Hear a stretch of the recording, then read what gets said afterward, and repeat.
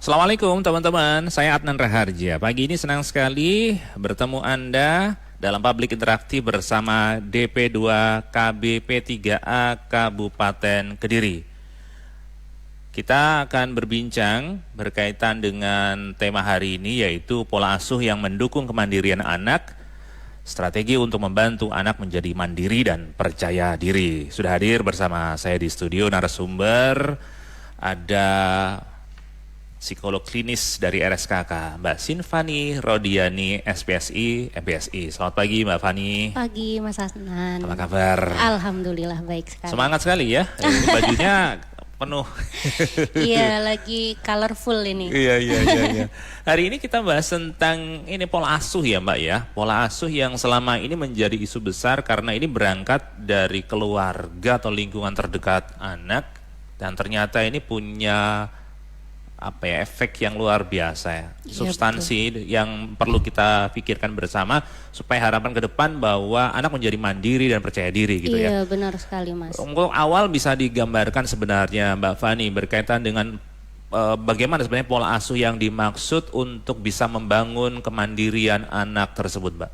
Oke, untuk pola asuh itu mungkin kebanyakan orang tua sudah menerapkan berbagai macam pola asuh. Seperti yang kita ketahui, pola asuh itu banyak sekali macamnya Mas Adnan. Cuman sekarang adalah yang paling sering kita temui adalah konten-konten parenting di media sosial. Sebenarnya metode pola asuh yang sudah kita lakukan atau kita jalankan kepada anak kita itu sudah tepat apa belum ya? Karena kebanyakan orang tua itu mengikuti konten-konten parenting, tapi ternyata kita tidak tahu konsekuensi kedepannya seperti apa. Yeah. Sekarang yang paling sering digemari sama orang tua itu adalah gentle parenting dan VOC parenting. Kalau yang kita lihat kan VOC parenting adalah parenting zaman dulu nih, pola asuh yang keras, yang dudukannya kayak kalau kamu nggak mau, yaudah nggak usah kayak kolonial gitu. Ya. Iya betul. Tapi kalau yang katanya gentle parenting sekarang yang paling jadi kiblat itu adalah Nikita Willy yang kalem, yang mengikuti maksud mau anak seperti apa, membiarkan anak. Tapi ternyata pola asuh itu tidak hanya ada dua itu gitu. Pola asuh itu harus trial error, di mana kita juga harus tahu konsekuensi menggunakan gentle parenting itu seperti apa, menggunakan VOC parenting seperti apa. Nah, ketika kita sudah memberikan pola asuh kepada anak kita, kita juga harus tahu konsekuensi dan apa dampaknya di masa depan anak ketika kita menggunakan pola asuh tersebut. Kayak gitu. Itu sebenarnya plus minusnya apa yang mungkin nanti bisa menjadi ya jalan tengah lah antar keduanya, Mbak?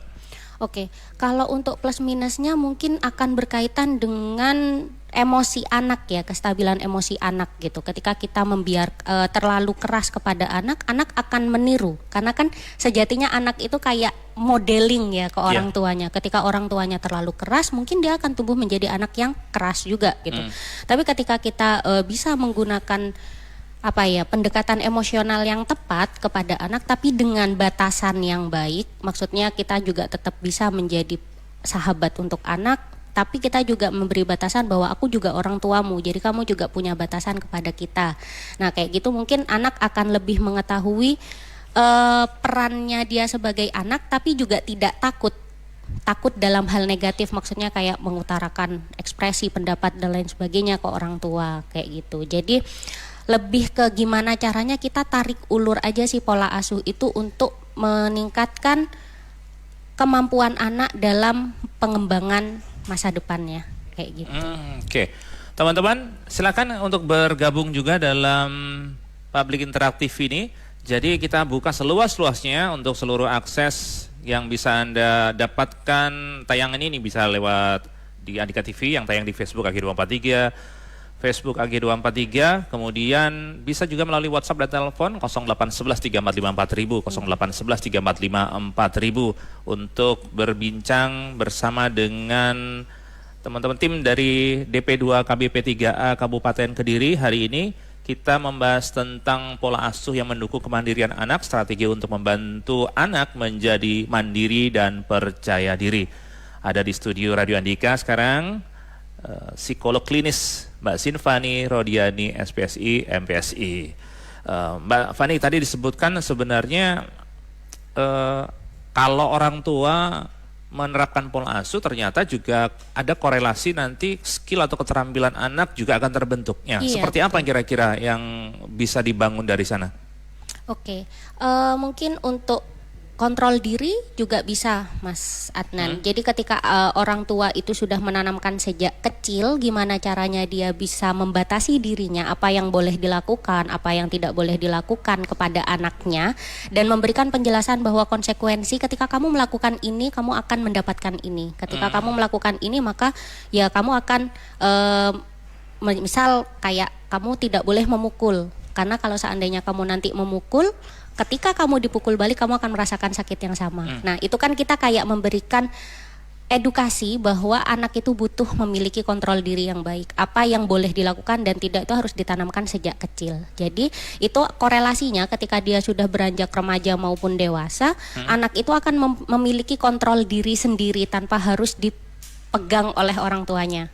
Nah, itu sangat penting ditanamkan sejak dini sebenarnya. Karena ketika anak sudah mendapatkan kontrol diri dari masa kecil sampai ke masa anak-anak, ketika dia sudah remaja ke dewasa, dia akan memiliki batasan untuk dirinya sendiri tanpa harus diawasi secara ketat oleh orang tuanya. Artinya seperti orang tua menjadi role model bagi anak ya? Betul, iya. Kebanyakan anak kan memang ngelihat ya kayak gimana sih orang tuaku itu bersikap kayak gitu. Iya. Kalau orang tuanya temperamen, baperan, macam-macam, bisa jadi anaknya akan mengikuti hal yang sama ya? Betul, karena kan itu juga bagian dari lingkungan sosial dia yang akan membentuk pribadi atau karakternya dia. Kayak gitu. Lalu bagaimana? Kadang-kadang orang tua kan sudah terbentuk karakternya untuk berangkat atau beranjak dari satu karakter yang ini, kemudian untuk istilahnya supaya nggak nularin ke anaknya. Ini apa yang harus dilakukan, Mbak? Oke. Karena kebanyakan memang kayak gitu ya, kita udah terbentuk dari kecil nih, kelihatannya seperti itu. Itu pentingnya kita memutus mata rantai pola asuh yang kurang baik dari apa yang kita alami dulu dari orang tua kita agar tidak kita tularkan kepada anak kita. Jadi memang peran sebagai orang tua itu adalah fase belajar terpanjang sebenarnya, Mas Adnan. Dari kita masih baru pertama kali hamil, gimana caranya kita menjaga anak kita dalam kandungan, terus perannya ayah membantu seorang ibunya itu seperti apa, ibunya nggak boleh kecapean, berarti ayah juga harus bantu pekerjaan rumah. Nanti ketika anaknya lahir, newborn, kita sebagai ibu belajar untuk mengurus anak newborn itu seperti apa, mengasihi itu seperti apa, mandikan dan lain sebagainya, memberikan stimulus-stimulus yang akan menimbulkan respon positif bagi anak itu seperti apa, belajar peran orang tua ketika mengurus anak newborn seperti apa.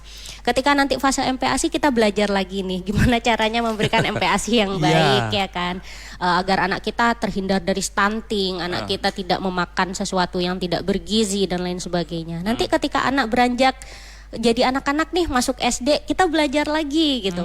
Nanti ketika anak udah beranjak remaja kita belajar lagi. Jadi pola asuh itu memang kayak bisa dibilang pelajaran yang nggak ada putusnya gitu. Karena setiap perkembangan anak itu pola asuh yang diterapkan pasti berbeda. Kita nggak mungkin dong menerapkan komunikasi dengan anak remaja disamakan dengan anak masih usia 5 tahun.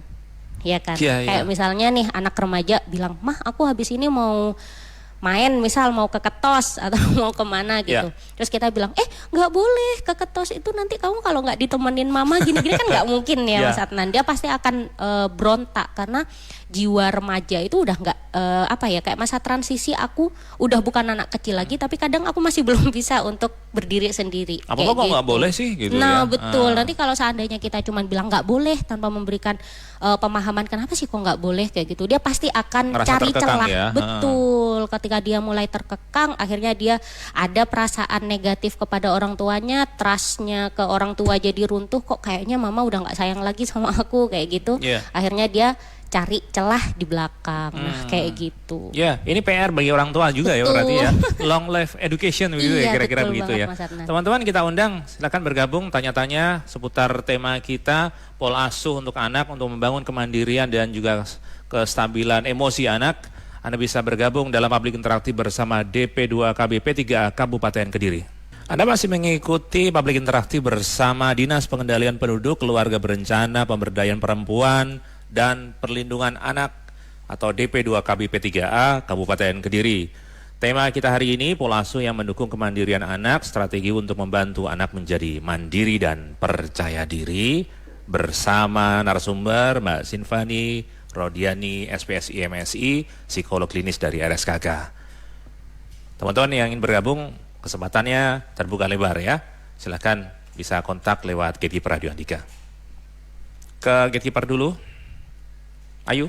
Mas Nathan, perjalanan dari Kediri menuju Malang, Ngantang arah ke Malang terpantau ramai lancar. Saat ini posisi sudah sampai di Malang Kota, alhamdulillah tidak ada kendala.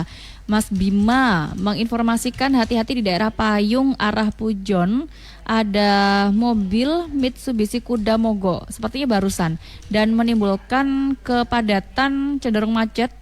Kurang lebih kira-kira 1 kilometer separuh badan jalan. Belum ada petugas yang bantu pengaturan lalu lintas. Pak Dian minta informasi apakah betul di Gandusari Blitar sekarang ada kegiatan karnaval. Kalau memang ada, estimasi waktunya sampai jam berapa? Oke, lanjut ke Rifa.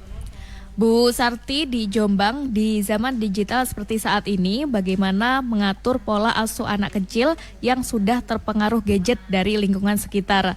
Pak Hamdan di Pare, bagaimana cara orang tua mengatur batasan pergaulan dan keseharian anak agar anak tidak merasa terkekang? Oke, dari Rifa, lanjut email.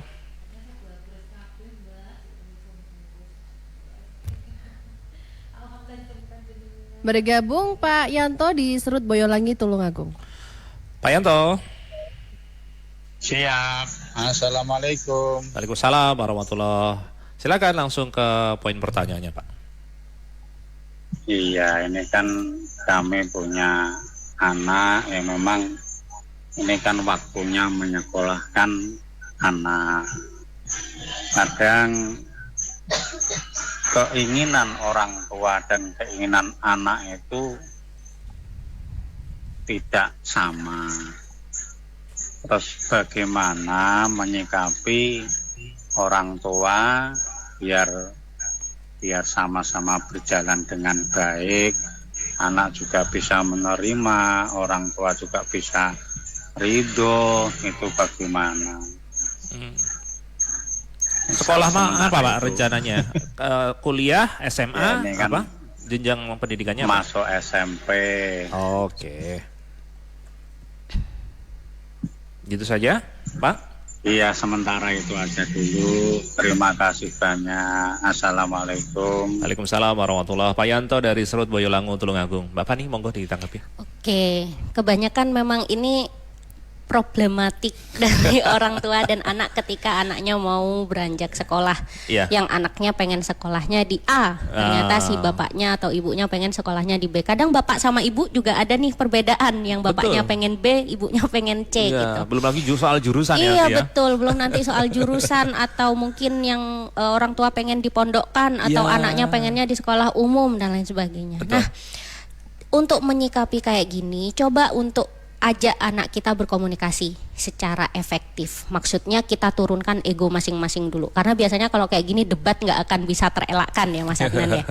Jadi coba Bapak ajak ngobrol anaknya. Kita kasih waktu untuk anak itu mengutarakan pendapatnya. Kenapa kamu kok pengen sekolah di situ? Apa sih yang kamu inginkan sekolah di situ dan apa yang kamu targetkan ketika kamu sudah sekolah di situ? Nah, ketika anaknya sudah menyampaikan, ganti Bapak, boleh nggak Bapak mengutarakan pendapat Bapak? Kenapa kok Bapak pengennya kamu sekolah di sini? Utarakan aja targetnya apa, keunggulannya sekolah ini apa menurut versi Bapak. Nah, dari situ kita akan bisa diskusi. Kira-kira ternyata apakah target yang diutarakan oleh anak dan Bapak itu berbeda? Nah, ketika berbeda kita harus cari jalan tengah. Apa sih yang membuat mereka berdua ini jadi berbeda pandangan? Apakah ternyata memang secara cita-cita aja memang sudah beda? Misal contohnya si anak pengen cita-citanya adalah jadi dokter misal. Tapi ternyata di sekolah yang Bapak pilih itu tidak ada pelajaran yang mendukung ke arah sana. Berarti kan dari situ juga akhirnya anak kan merasa kayak ya aku nggak mau sekolah di situ karena nggak sesuai sama cita-citaku yang nanti akan aku perjuangkan kayak gitu. Jadi komunikasi terbuka aja sih jalannya gitu. Kalau seandainya memang dari situ sudah berada dalam titik tidak ada temunya, mungkin bisa dibantu dengan tes bakat minat misalnya. Ya. Sebenarnya si anak ini bakat minatnya kemana? Karena kalau seandainya kita memaksakan anak untuk sekolah di A dan ternyata bakat minatnya tidak ada di situ, nanti akan ada burnout juga di situ. Permasalahan yang Ya. akan ada lagi gitu. Dan itu juga salah satu permasalahan psikologis yang serius ketika anak sudah mulai burnout, stres akademik dan lain sebagainya. Merasa Kayak terpaksa gitu. ya Iya, menjalani betul. aktivitasnya. Nah, akhirnya ketika misalnya ternyata ada stres akademik atau burnout yang terjadi, orang tua kan pasti kayak menanyakan, kamu kenapa sih kok kayak gini? Dan jawaban dari pertanyaan itu yang paling biasa dijawab oleh anak adalah, ya kan ini pilihannya bapak, ini pilihannya mama.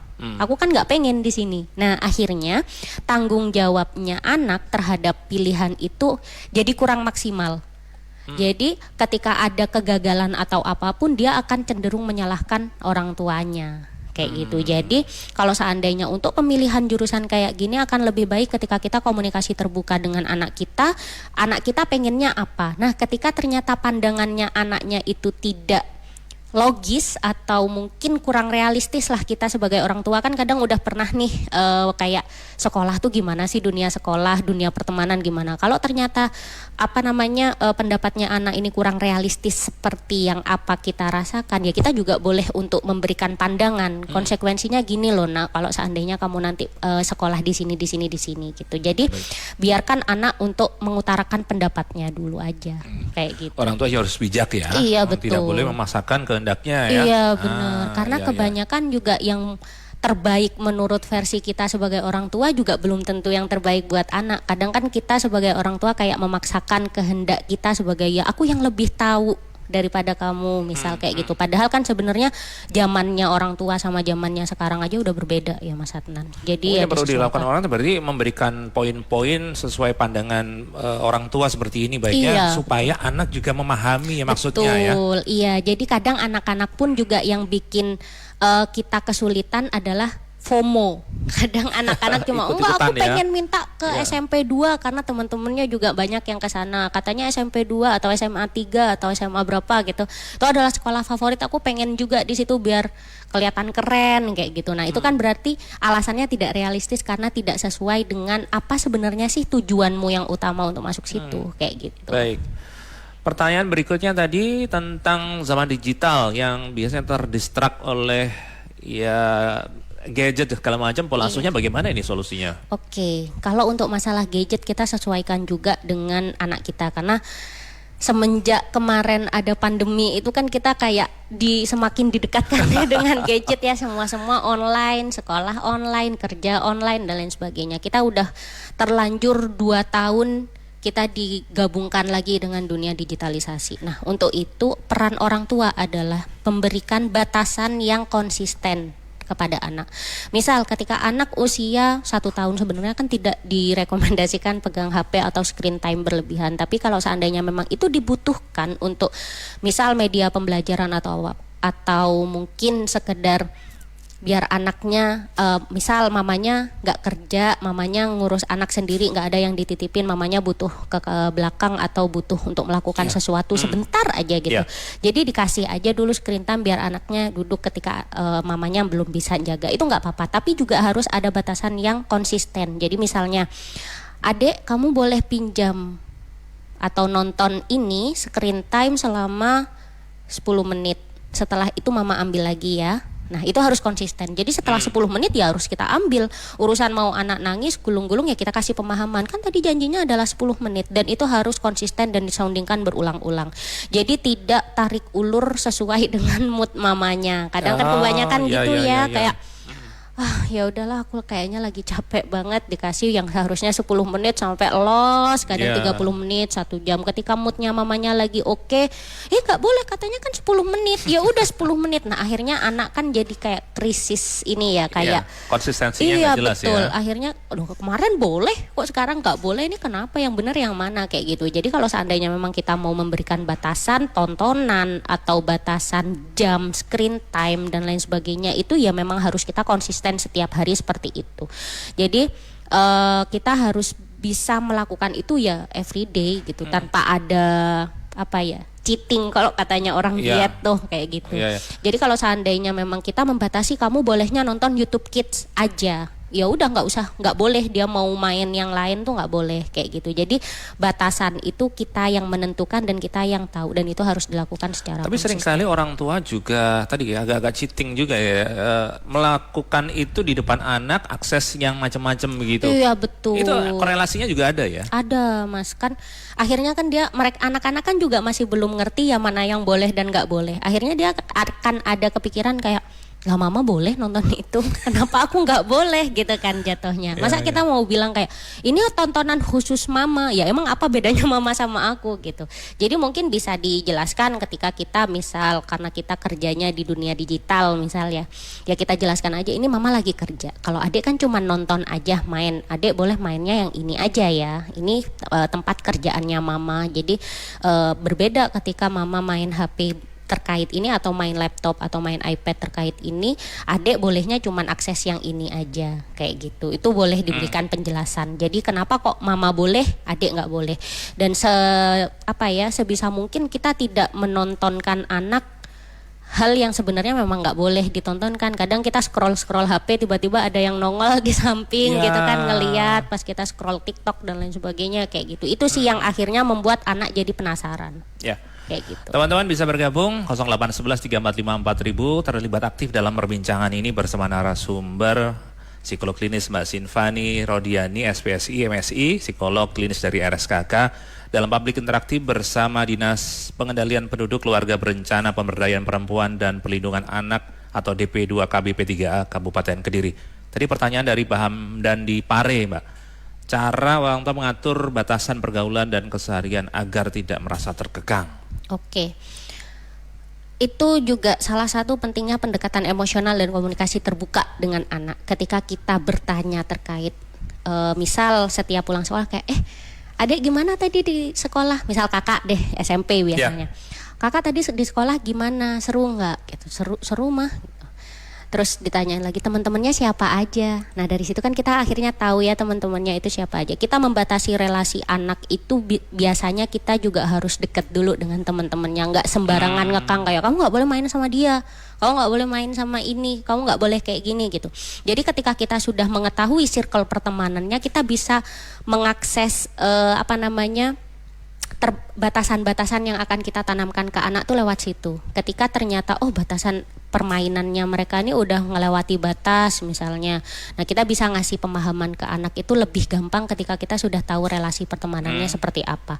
Jadi kalau kebanyakan kita itu secara tidak sadar sebagai orang tua itu hanya melarang tanpa memberikan penjelasan. Padahal sebenarnya melarang tuh boleh, tapi kita juga memberikan kenapa kok mama itu ngelarang kayak gitu. Jadi anak bisa bisa memahami bahwa ternyata ketika aku dilarang sama mama kayak gini itu karena ini loh. Karena ini adalah batasan yang nggak boleh aku lakukan loh. Nah kayak gitu. Jadi kalau seandainya memang kita mau membatasi pertemanan, ya kita masuk dulu ke pertemanannya anaknya ini gimana gitu. Disesuaikan juga dengan karakter anaknya juga. Oke. Ada tanda dari gatekeeper email. Bergabung Pak Gofir di Selepuro Blitar. Pak Gofir. Assalamualaikum warahmatullahi wabarakatuh, Pak Adnan. Waalaikumsalam warahmatullahi wabarakatuh. Silakan, Pak. Ini tentang cara asuh anak yang pernah saya lakukan dulu. Anak mulai sejak kecil kita bisa menjadi sahabat karib, teman. Misal kalau anak melakukan kesalahan, kalau kita menegur kepada anak, saya lakukan. Tapi seandainya anaknya rada kebangetan, saya cubit, langsung saya sayang begitu, Pak. Dan seandainya anak tersebut pulang dari sekolah cuma sayurnya lauk kate, sayurnya begitu minta kerupuk, terus orang tua itu belum punya lauk, nanti ya sebentar ayah ibu mau sholat zuhur dulu, sebentar ya nak, nanti akan saya carikan. Jangan mentang-mentang kalau anak punya permintaan itu. Terkadang zaman saya dulu orang tua itu nggak tahu capek orang tua disuruh-suruh gitu. Kita harus sebagai menjadi sahabat karibnya anak begitu. Setelah itu menjadi anak dewasa, misalkan sudah menginjak SMP, SMA, saya lakukan pendekatan dari hati ke hati, terutama waktu usai sholat jamaah di dalam rumah, usai sholat begitu saya adakan sarasehan gitu loh Mas. Bagaimana sekolahmu nak, bagaimana untuk masa depanmu, cita-citamu apa, begitu saya lakukan gitu loh Pak. Terus nah saya contohkan kepada masyarakat langsung, kalau kamu punya cita-cita tinggi mau kuliah, seharusnya mulai sejak kemarin dan sekarang harus rajin sinau. Nanti kalau kamu pinter, insya Allah dapat bantuan beasiswa dari pemerintah, itu pasti nyata. Silakan buktikan nak. Kalau nggak terbukti, bisa kamu tagih kepada orang tua kamu ini gitu. Alhamdulillah Pak, anak saya sudah berhasil. Sekarang sudah bekerja, yang anak pertama menjadi sekjen di Departemen Dalam Negeri, anak buahnya Pak Tito Karnavian. Alhamdulillah. Yang kedua, anak saya nih baru diangkat menjadi Kepala Divisi Umum. Alhamdulillah sudah melaksanakan ibadah haji plus umroh berkali-kali, termasuk orang tuanya juga saya. Begitu Pak, saya sampai terharu Pak. Terima kasih Pak. Assalamualaikum warahmatullahi wabarakatuh. Waalaikumsalam warahmatullahi wabarakatuh. Ini keharuan dari orang tua ya. Iya, betul, prosesnya Mas Adnan. panjang, mendidik sampai sukses ya Mbak ya. Betul. Nah itu yang saya maksud adalah tarik ulur yang tepat. Ketika anak melakukan kesalahan, kita sebagai orang tua juga harus bisa tegas, menindak tegas. Meskipun kita jadi sahabat anak, kita juga punya peran sebagai orang tua gitu. Ketika anak meminta seenaknya, ya kita harus punya batasan kapan harus kamu, saya harus memberikan kamu mewujudkan keinginan kamu atau enggak. Kalau misalnya ayah tadi mau sholat, kamu minta kerupuk, ya tunggu ayah sholat selesai dulu kayak gitu. Tapi ketika anaknya berada dalam kondisi yang baik, terus kayak sekolah dan lain sebagainya, kita pendekatan emosionalnya seperti tadi yang Pak Gofar sampaikan adalah kayak sarasehan. Kayak itu seperti kayak quality time mungkin ya, family time sebelum tidur, ditanya kamu tadi kesehariannya gimana di sekolah, kamu cita-citamu apa nak. Nah kalau seandainya kamu mau cita-citamu tercapai, berarti kamu sekarang harus berusaha lebih giat. Nah itu kan kayak kita memberikan pengarahan sekaligus perhatian juga ke anak gitu. Kita jadi one step closer dengan anak-anak kita gitu. Kita harus memiliki family time, meskipun nggak harus jalan-jalan kemana lah gitu. Setiap hari 30 menit untuk deep talk dengan anak itu udah keren banget.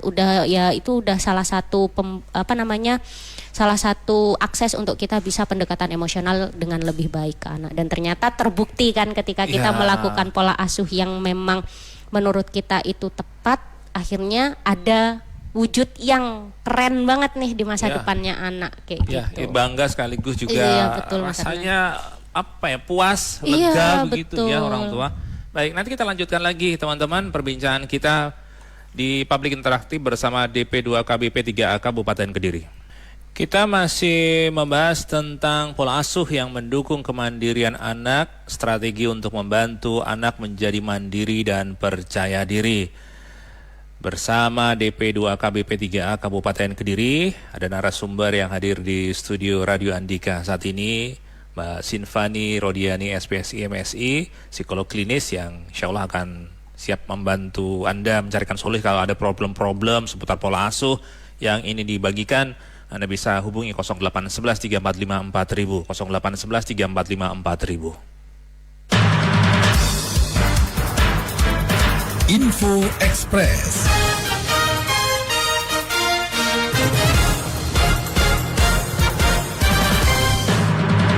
Putusan Mahkamah Konstitusi MK yang memisahkan kembali gelaran pemilihan umum pemilu nasional dan daerah patut didukung. Komisi Nasional Hak Asasi Manusia Komnas HAM mengapresiasi putusan itu. Mereka menilai putusan itu sesuai dengan rekomendasi Komnas HAM yang meminta pemerintah dan Dewan Perwakilan Rakyat DPR agar menyelenggarakan Pesta Demokrasi 2029 level nasional dan daerah digelar tak bersamaan seperti pemilu 2024. Hal itu karena perhitungan memakan waktu lebih lama. Ketua Komnas HAM Anis Hidayah mengatakan, rekomendasi Komnas HAM pernah dilayangkan kepada pemerintah dan DPR pada 15 Januari lalu. Info Express, persembahan PT Irfai Group, developer terpercaya untuk Indonesia, raih kesempatan memenangkan 1 mobil dan 4 sepeda motor untuk realisasi rumah tahun 2025. PT Irfai Group menyediakan hunian berkualitas dan berkelas di Kediri Raya.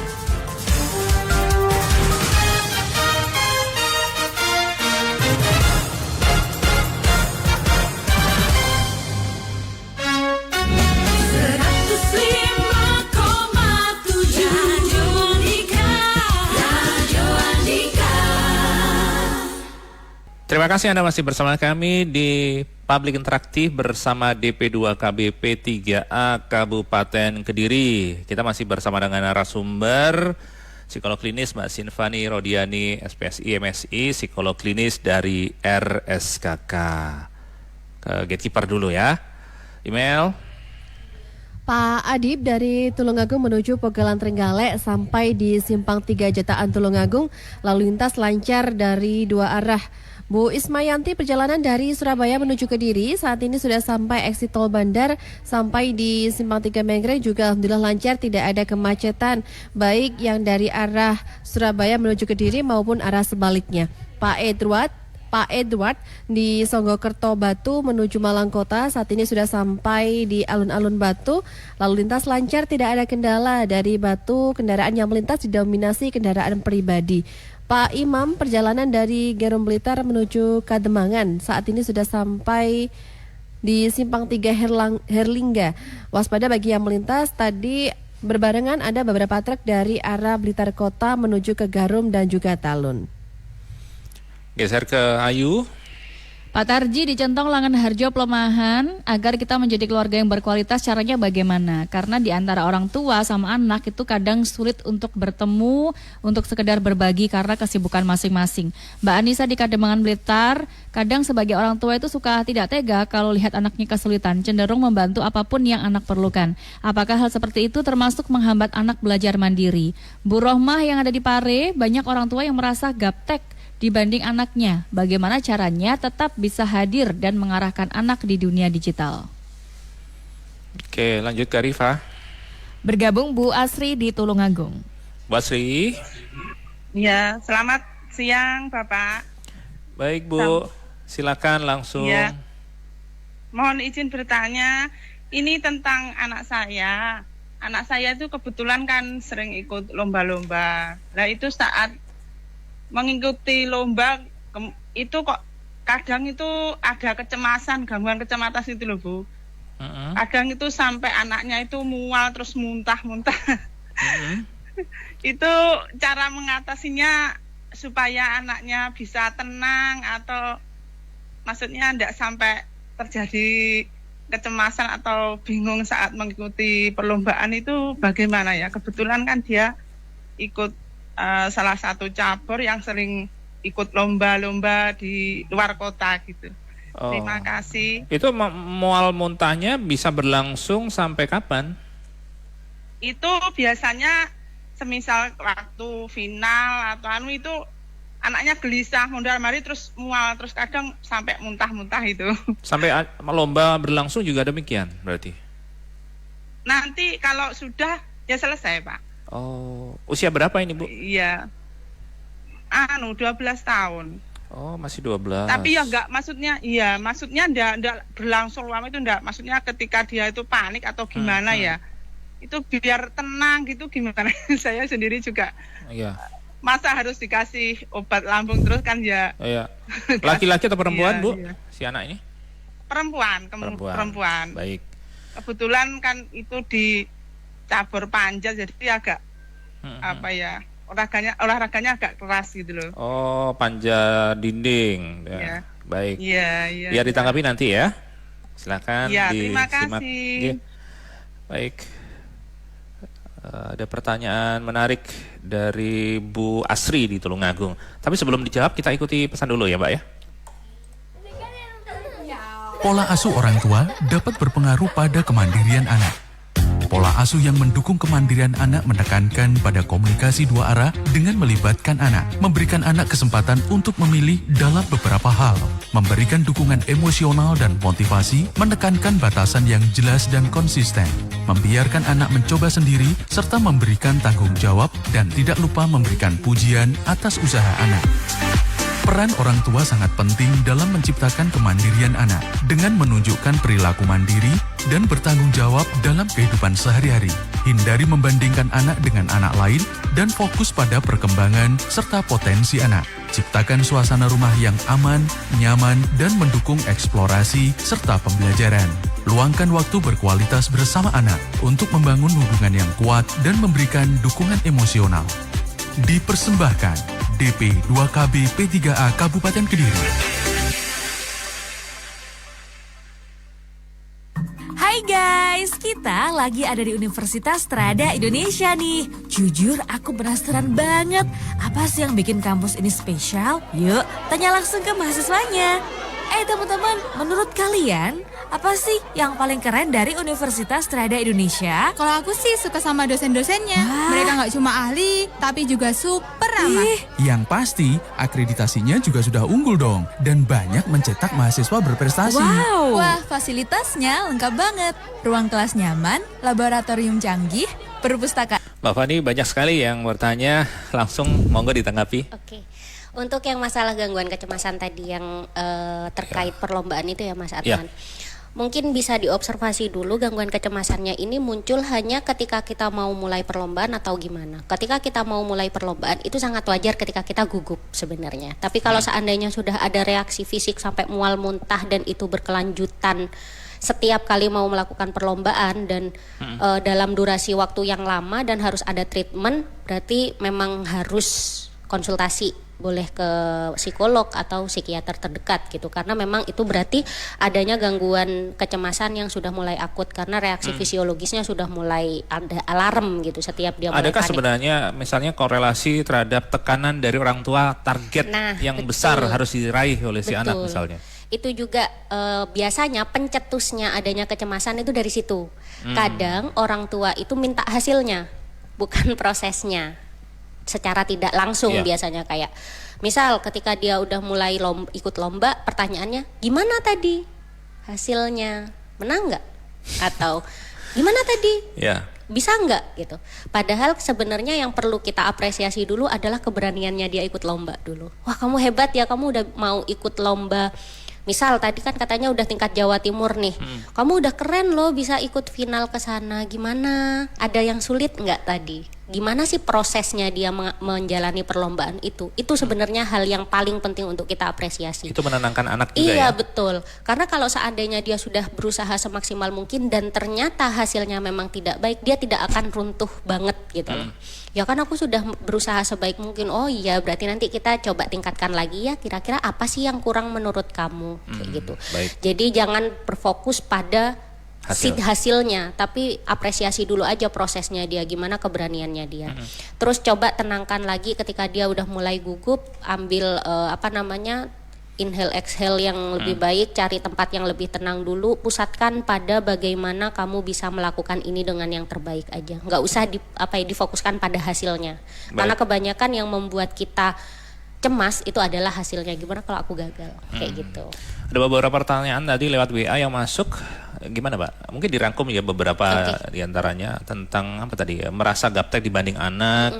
Kemudian orang tua suka nggak tega kalau lihatnya anak kesulitan, cenderung membantu apapun yang dilakukan anak ini. Oke, ini PR lagi buat orang tua sebenarnya. Gimana caranya kita bisa mengikuti trennya zaman sekarang? Ketika anak sudah mulai pegang handphone, ya kita juga harus bisa pegang handphone. Kita harus ada satu langkah di depan anak agar kita bisa mengontrol apa yang anak lakukan kayak gitu. Ketika orang tuanya gaptek kan akhirnya kita nggak bisa ngontrol ya anak kita ngakses apa aja nih gitu. Misal orang tua masih anak-anak nih udah ada main di Instagram sama di TikTok, sedangkan orang tua hanya di WhatsApp. Lah kita gimana mau ngontrol anak-anak kita tontonannya apa aja kayak gitu. Jadi kita juga harus bisa mengikuti perkembangan zaman agar kita bisa tahu akses apa aja yang dipakai oleh anak kita. Terus masalah kemandirian tadi, ya akhirnya anak jadi bergantung kan kalau seandainya kita selalu memberikan fasilitas kepada anak gitu. Masalah untuk memandirikan anak atau membuat anak bisa bertanggung jawab dengan apa yang dia lakukan, ya harus tega gitu. Kita kan juga harus bisa memberikan ruang untuk anak mengeksplor, tapi dengan batas koridor yang kita tetapkan. Jadi anak bebas mau ngeksplor apa aja, yang penting tidak keluar dari batasan kita. Tapi kalau hasilnya tidak sesuai, kadang-kadang anak suka dibandingkan dengan satu dengan yang lain ya. Itu loh berhasil, itu loh sudah jadi orang, kamu jadi apa gitu. Iya, kadang juga masih banyak banget orang tua yang seperti itu. Padahal ketika orang tua itu jadi anak dulu dibandingkan dengan anak tetangga juga sakit hati kan sebenarnya ya. Nah kalau seandainya memang kita mau membandingkan dengan alasan motivasi, jangan bandingkan hasilnya. Ketika anak lain itu bisa untuk mencapai hal itu, kenapa kamu kok tidak ingin berusaha untuk mencapai apa yang kamu inginkan? Itu sebenarnya bisa menjadikan motivasi daripada kita yang itu loh udah bisa kerja, kamu kok masih di rumah aja kayak gitu. Iya, Mbak Fani, karena waktu kita terbatas, mungkin Oke. ada beberapa ringkasan ya tentang apa yang boleh dan tidak boleh dilakukan berkaitan dengan pola asuh supaya harapannya anak menjadi mandiri dan percaya diri. Oke, yang paling penting adalah komunikasi terbuka antara orang tua dan anak, pendekatan emosional dengan anak, terus batasan-batasan yang boleh dilakukan oleh anak dan tidak, dan itu harus dilakukan secara konsisten setiap hari tanpa ada cheating day, agar anak bisa memiliki kontrol diri yang lebih baik, sehingga ketika dia sudah beranjak dari remaja ke dewasa, dia sudah punya kontrol diri yang baik dan tidak melakukan sesuatu yang melanggar norma dan etika. Baik, terima kasih untuk sharingnya, sangat membantu kita untuk memahami banyak hal ya. Ini sebagai apa ya, literasi juga bagi orang tua untuk terus meningkatkan pengetahuan berkaitan dengan pola asuh ini supaya harapannya tadi anak menjadi mandiri dan percaya diri nantinya Iya, ya. betul Mas Adnan. Pak Fani, terima kasih kehadirannya di studio Radio Andika. Iya, terima kasih kembali Mas Adnan. Teman-teman, itu tadi perbincangan saya bersama dengan Mbak Fani. Nama lengkapnya adalah Mbak Sinfani Rodiani, SPSI MSI, psikolog klinis dari RSKK. Kita berbincang soal pola asuh yang mendukung kemandirian anak, strategi untuk membantu anak menjadi mandiri dan percaya diri. Bersama dengan DP2KB P3A Kabupaten Kediri yang hari ini juga menemani kita dari Dinas Pengendalian Penduduk, Keluarga Berencana, Pemberdayaan Perempuan dan Perlindungan Anak Kabupaten Kediri. Semoga kita bisa menjadi orang tua yang ideal bagi anak-anak, yang terbuka terhadap perkembangan zaman, termasuk juga mendorong mereka, motivasi mereka agar menjadi mandiri dan percaya diri.